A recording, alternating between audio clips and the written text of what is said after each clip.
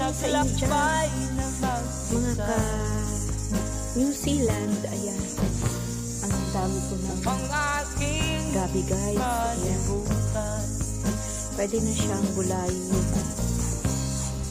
And dito meron kami mga kamatis. Ayan, medyo late na yung Hanap ng kalunasan. bulaklak.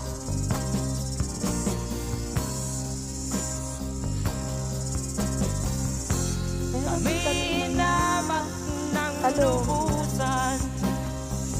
Magbubulaklak na sila.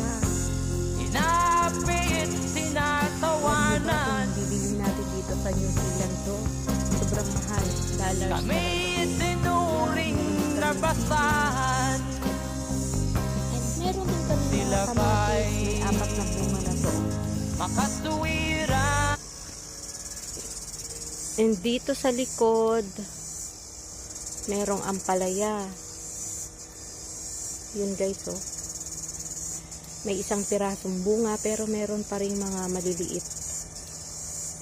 Tapos meron din kaming sitaw. Ayan.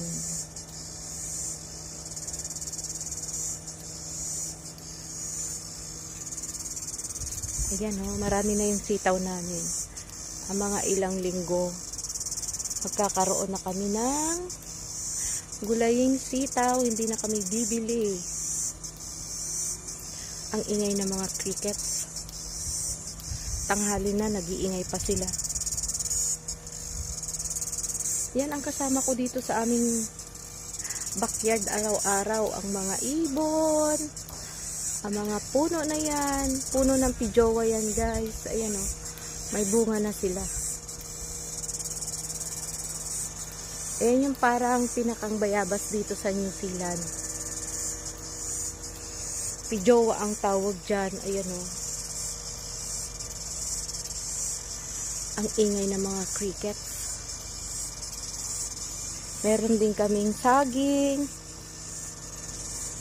Problema namin to kapag umalis kami.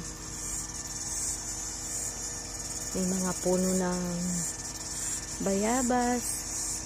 Ayun, may crane. Crane ba tawag dyan? May gumagawa kasi ng bahay sa likod. Ang galing ha. Ilalagay yung duno sa likod.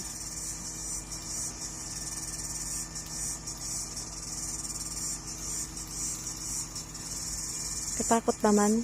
Paano kung matanggal yung tali?